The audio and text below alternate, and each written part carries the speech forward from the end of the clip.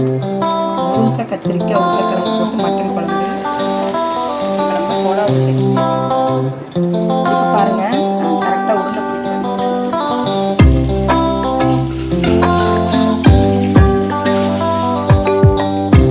பாருங்கள் நல்லா வந்து ப்ரௌனாக வந்துருக்கு பாருங்கள்.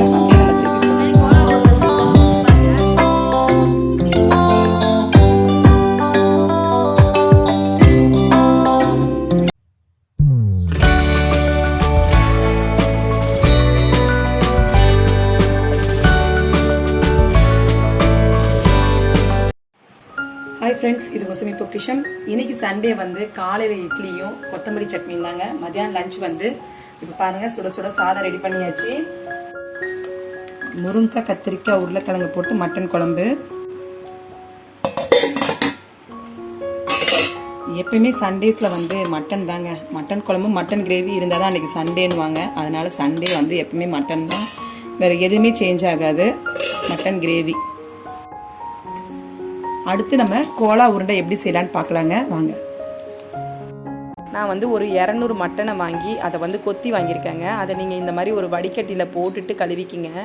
ஒரு 3 தடவை அலசிக்கலாம். இல்லை நம்ம தண்ணியில் போட்டு அலசணும்னா எல்லாம் தனித்தனியாக போயிடும். இன்றைக்கி நம்ம பார்க்க போகிறது கறி கோலா உருண்டை தாங்க. அதுக்கு இங்கே பாருங்கள், நான் வந்து மட்டனை வந்து இந்த மாதிரி கொத்தி வாங்கியிருக்கேன். இல்லைன்னா நீங்கள் வந்து மிக்ஸியில் அடிச்சுக்கிங்க. நான் கொத்தி வாங்கினது இந்த மாதிரி வடிகட்டியில் வந்து நல்லா அலசிட்டு எடுத்து வச்சுருக்கேன். இப்போ நம்ம கோலா உருண்டைக்கு தேவையான மசாலா தான் அரைக்க போகிறோம். 1/2 ஸ்பூன் சோம்பு சேர்த்துருக்கேன், 2 கிராம்பு,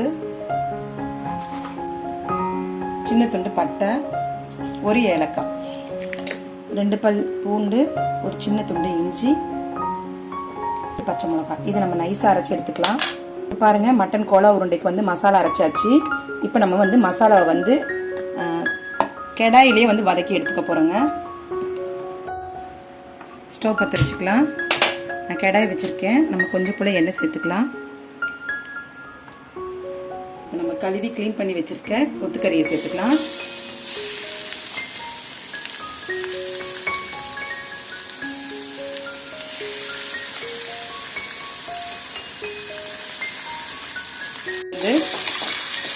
கொத்துக்கறி இந்த மாதிரி நம்ம கடாயிலேயே வந்து ஒரு 5 நிமிஷம் வேக வச்சு எடுத்தால் போதுங்க.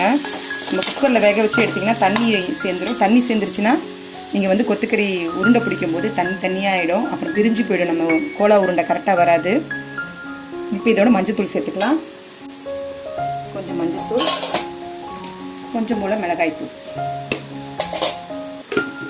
இதோட நம்ம அரைச்சி வச்சுருக்க மசாலாவையும் சேர்த்துக்கலாங்க.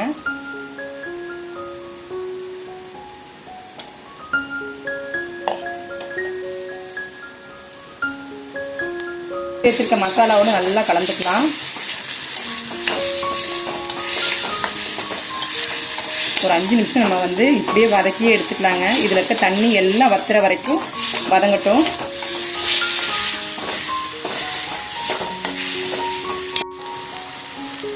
இப்போ நம்ம கோலா உருண்டைக்கு தேவையான அளவு கொஞ்சம் போல உப்பு சேர்த்துக்கிறேன்.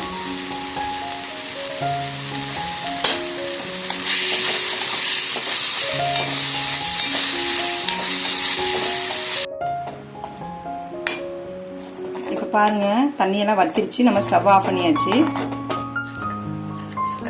பொடிசா 2 வெங்காயத்தை கட் பண்ணி எடுத்துருக்கேன். நல்லா பொடிசா கட் பண்ணிக்கோங்க. கொஞ்சம் போல கொத்தமல்லியும் நல்லா பொடிசா கட் பண்ணி எடுத்துக்கிறேன். இப்போ நம்ம மிக்ஸி ஜாரில் சேர்த்துக்கலாங்க. இதை நல்லா நம்ம நைஸா ஒரு தடவை அரைச்சி எடுத்துக்கலாம். இப்போ நம்ம மிக்ஸியில் ஒரு ஓட்டி எடுத்துட்டு வந்துடுறேங்க. நம்ம வந்து நைஸா அரைச்சிட்டு வந்தாச்சு. இதை வந்து ஒரு பவுல்ல மாத்திக்க போறேன்.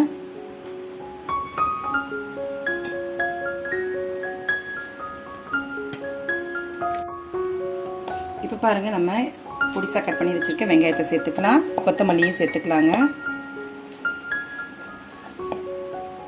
நமக்கு உருண்டை பிடிக்கிற அளவுக்கு எவ்வளவு தேவையோ அந்த அளவுக்கு நம்ம வந்து பொட்டுக்கடலை மாவு சேர்த்துக்கலாம்.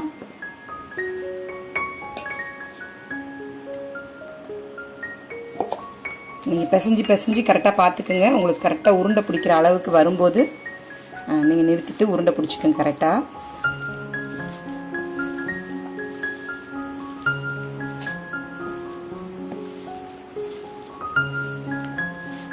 உப்பு போதுமா பார்த்துட்டு இதோட கொஞ்சம் உப்பு வேணால் சேர்த்துக்கலாங்க. இப்போ பாருங்கள், கரெக்டாக உருண்டை பிடிக்கிற பக்குவத்துக்கு கரெக்டாக வந்திருக்கு, தண்ணியாக இல்லை. இப்போ நம்ம ஒவ்வொரு உருண்டையாக பிடிச்சி எடுத்துக்கலாம்.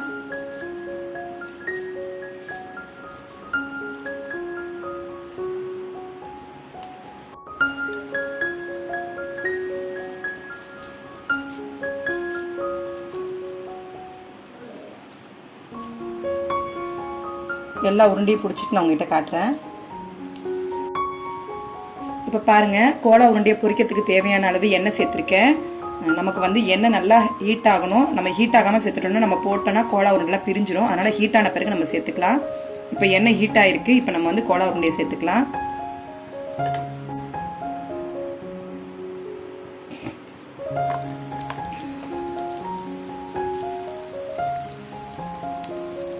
கொஞ்சம் நல்லா இறுக்கி பிடிச்சிட்டு நீங்கள் வந்து உருண்டை பிடிங்க, இல்லைன்னா பிரிஞ்சிடும்.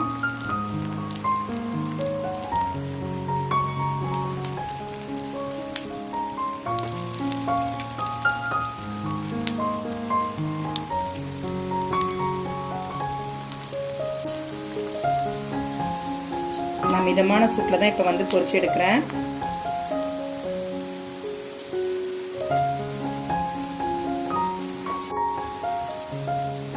இப்போ நம்ம வெந்ததெல்லாம் அப்படி லைட்டாக திருப்பி விட்டுக்கலாம்.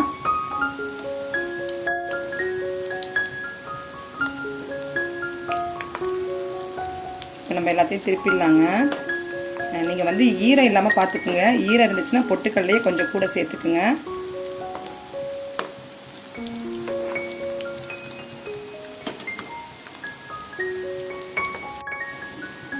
இப்போ பாருங்கள், நல்லா வந்து ப்ரௌனாக வந்திருக்கு பாருங்கள். அப்படியே நம்ம திருப்பி போட்டுக்கலாம். எப்பயும் நம்ம கறி கிரேவி செஞ்சு சாப்பிடுவோம், வறுவல் செஞ்சு சாப்பிடுவோம். இந்த மாதிரி நம்ம வந்து மட்டன் கோலா உருண்டை செய்ய மாட்டோம். மட்டன் கிரேவி மட்டும் சாப்பிட்ற மாதிரி இருக்கும். என்னைக்காவது நீங்கள் இந்த மாதிரி கோலா உருண்டை கூட உங்கள் வீட்டில் குட்டீஸ்க்கெலாம் செஞ்சு கொடுங்க. அவங்களாம் ரொம்ப இஷ்டமாக சாப்பிடுவாங்க.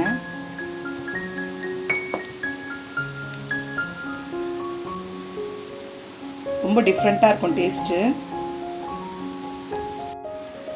இப்போ பாருங்கள், நம்ம கோலா உருண்டை ரெடி ஆகிடுச்சு. நான் பிளேட்டில் எடுத்துக்கிறேன். இப்போ நம்ம டேரன் வந்து டேஸ்ட் பார்க்க போகிறோம், எப்படி இருக்குன்னு. டேரன் டேஸ்ட் பார்த்து சொல்லு.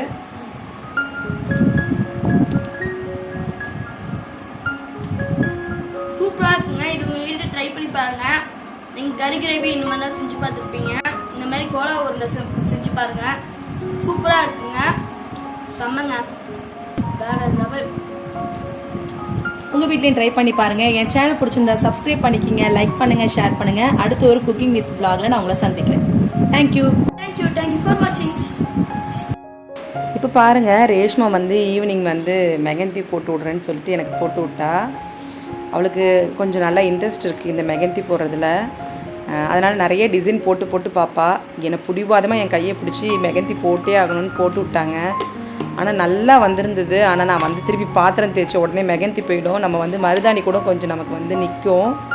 ஆனால் மெஹந்தி வந்து உடனே போயிடும். நான் வந்து உடனே என்ன செஞ்சேன், கையை கழுவிட்டேன். கழுவிட்டு திருப்பி பாத்திரம் தேய்க்கிறதுக்கு போனனால எனக்கு வந்து சவக்கவே இல்லைங்க.